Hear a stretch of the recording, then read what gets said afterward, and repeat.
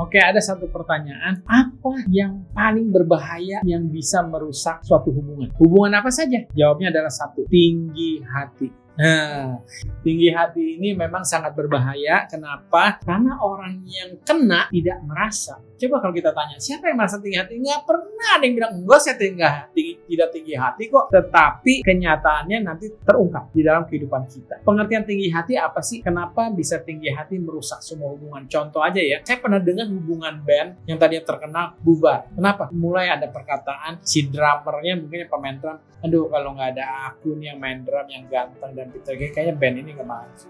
Lalu si gitaris juga berpikir gitu, si vokalis juga begitu, akhirnya berantem. Satu bilang, enggak kamu untung dapat aku, enggak kamu untung, akhirnya bubar. Karena tinggi hati itu fokusnya kepada diri sendiri, dan itu bertentangan yang namanya dengan cinta. Di dalam hubungan suami istri, kalau mulai nih istri berpikir, untung lu dapat gue, emang siapa yang mau mak lu dekil kan gitu misalnya ya. Atau suami juga bilang, untung kamu dapat aku. Kalau sudah mulai saling berpikir begitu, itu tanda-tanda berbahaya di dalam hubungan kita. Karena kan hanya orang yang rendah hati yang akan bisa menghargai. Kalau kita sama rendah hati, kita akan bilang kepada istri gini, aduh aku beruntung loh, aku bersyukur dapat kamu.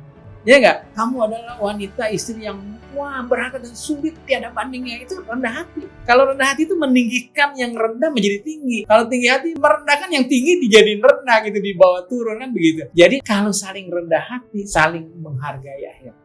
Itu penting saya wanti-wanti. Kalau namanya cinta itu seharusnya sudah nggak ada tinggi hati. Cinta itu sudah tidak ada gengsi. Sebenarnya kan gitu ya. Tidak saling menjaim gitu ya. Jadi ini hati-hati memang. Tinggi hati ini kalau boleh saya sharing dari iman saya. Tinggi hati adalah awal dari timbulnya dosa.